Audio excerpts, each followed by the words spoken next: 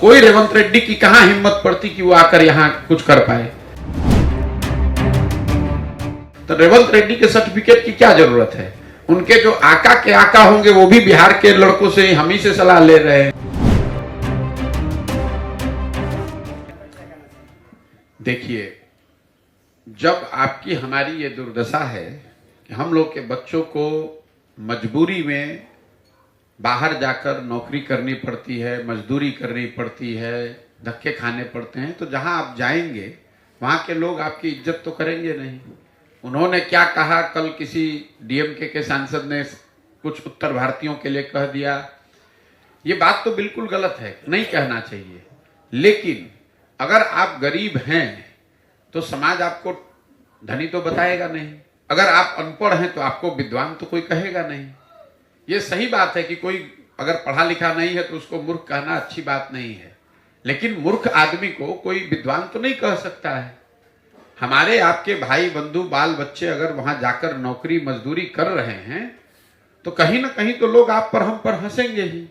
तो अपनी कमी उन्होंने कहा, उसका पूरी तरीके से उसका क्रिटिसिज्म होना चाहिए, लेकिन साथ साथ में हमको आपको अपना भी अवलोकन करना चाहिए कि अगर हम लोग अपने बच्चों को यही पढ़ा पाते, उनको यही रोजगार मिलता, तो कोई रेवंत रेड्डी की कहां हिम्मत पड़ती कि वो आकर यहां कुछ कर पाए। और जहां तक रेवंत रेड्डी का सवाल है, बिहार के लोगों की बुद्धिमत्ता का सवाल है, तो रेवंत रेड्डी के सर्टिफिकेट की क्या जरूरत है? उनके जो आका के आका होंगे वो भी बिहार के लड़कों से हम ही से सलाह ले रहे हैं। तो बिहार की विद्वता की बात नहीं है, बात यह है कि हम लोग के ज्यादातर बच्चे जो हैं वो पढ़ाई के अभाव में, शिक्षा के अभाव में, रोजगार के अभाव में उन जगहों पर जाकर मजबूरी में काम कर रहे हैं। इसलिए लोग इस तरह की टीका टिप्पणी करते हैं, आपसे अभद्रता करते हैं, आपको गाली देते हैं, मारपीट करते हैं।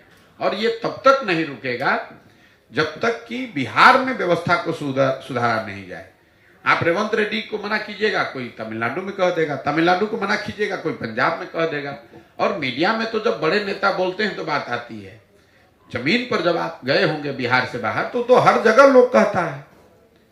आप कहीं काम कर रहे हैं तो भी कहता है बिहारी, कहीं रेलवे स्टेशन पर जाइएगा वहां पर भी आपको गाली पड़ती है। लेकिन सबसे दिक्कत दुख की बात यह है कि इतनी गाली सुनकर, इतना बेइज्जत होने के बाद भी बिहार के लोग सुधरने को नहीं तैयार है। तो कैसे नहीं कोई गाली देगा भाई? अगर आप पढ़े लिखे नहीं है तो कोई आपको यही तो कहेगा कि आप मूर्ख हैं। तो ये आपकी भी तो जिम्मेवारी है कि आप उसको बताइए कि आप मूर्ख नहीं हैं, आप पढ़े लिखे हैं, आप अपने बच्चों को पढ़ाइए।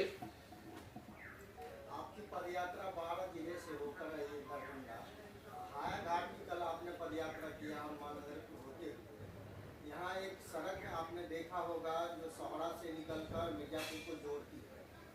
कमीशन का भेंट चल रहा है, वो 40% की बात किया जा रहा है, कहीं कमीशन 30%, कहीं 35%। या करप्शन को कैसे रोका? देखिए, मैं आपको बता रहा हूं, जिस सड़क की आप बात कर रहे हैं, कल हम उस पर आए हैं। लोगों ने बताया है कि जो वहां ठेकेदार था उससे 40% लोकल स्थानीय विधायक, लोगों का कहना है कि स्थानीय विधायक ने उनसे पैसा मांगा ठेकेदार से, ठेकेदार छोड़ छाड़ के भाग गया और सड़क की हालत जो है वो तो दिख ही रही है।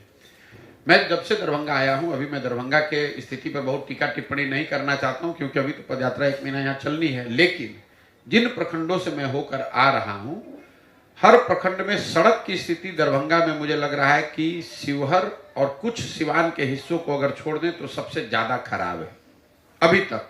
मैं इस पर एकदम पूरे विश्वास से बात तब कह पाऊंगा जब पूरा दरभंगा में घूम लूं। लेकिन सड़कों की अभी तक बदहाली जो मुझे दिखी है पिछले 4-5 प्रखंडों में जहां हम गए हैं, वो मधुबनी के मुकाबले, मुजफ्फरपुर के मुकाबले, समस्तीपुर के मुकाबले ज्यादा खराब है। इतना मैं कह सकता हूं। आपने कहा भ्रष्टाचार कैसे रुकेगा? भ्रष्टाचार कैसे रुकेगा, इसके लिए हम उन लोगों में से नहीं है कि खड़ा होकर कहेगा हम आएंगे तो भ्रष्टाचार रोक देंगे। भ्रष्टाचार रोकने के लिए दुनिया भर में, पूरे दुनिया में अगर आप देखेंगे कि भ्रष्टाचार किन देशों में सबसे कम है और उन देशों ने भ्रष्टाचार को कैसे रोका है। दुनिया में सबसे ईमानदार समझे जाने वाले जो देश हैं वो हैं Scandinavian countries, Norway, Sweden, Denmark. वहां पर सबसे कम भ्रष्टाचार है। उन देशों में भ्रष्टाचार को कैसे रोका गया? उन्होंने 4 चीज किए। पहला, ईमानदार जनप्रतिनिधियों का चुनाव होना चाहिए। अगर आप गलत आदमी को चुनेंगे, आप चोर को, बदमाश को, डकैत को, ठेकेदार को अगर आप चुन कर लाएंगे तो स्वाभाविक तौर पर वो चोरी तो करेगा ही करेगा। अच्छे जनप्रतिनिधियों का चुनाव, दूसरा सत्ता और संसाधन का विकेंद्रीकरण। बिहार में अभी जो व्यवस्था है, ये पूरी बिहार की शासन व्यवस्था को दो नेता नीतीश कुमार, तेजस्वी यादव और उनके 5 अफसर चला रहे हैं।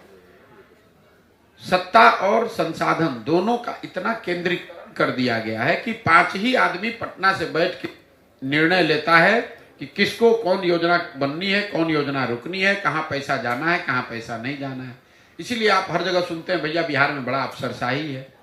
तो पहला ईमानदार जनप्रतिनिधियों का चुनाव, दूसरा सत्ता और संसाधन का विकेंद्रीकरण, तीसरा जन भागीदारी। लोगों को जिस सड़क की आप बात कर रहे हैं, लोगों को अगर ये जानकारी हो कि भाई इतना पैसा आया है, इतना पैसा इस ठेकेदार को दिया गया है और इस चीज को इस तरीके से बेहतर तरीके से इतने दिन में सड़क को बनाया जाना है। जनता की भागीदारी है ही नहीं। जनता को ये मालूम ही नहीं है कि उनका अधिकार क्या है, उनके लिए कौन सी योजना चल रही है, उनको क्या उससे लाभ मिलना चाहिए, नहीं मिलना चाहिए। और चौथा, बड़े पैमाने पर तकनीक का, टेक्नोलॉजी का प्रयोग। जैसे बिहार में मैं आपको एक उदाहरण से समझाता हूं। यहाँ पर नल जल योजना में हुए भ्रष्टाचार की चर्चा घर घर में है, हर आदमी बात कर रहा है।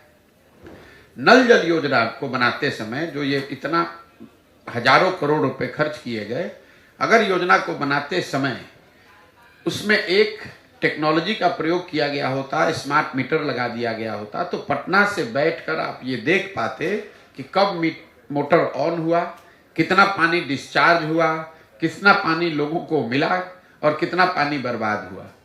अगर आपने उस तकनीक का उपयोग किया होता तो आपको गांव-गांव में पूछने की जरूरत नहीं थी कि योजना चल रही कि नहीं।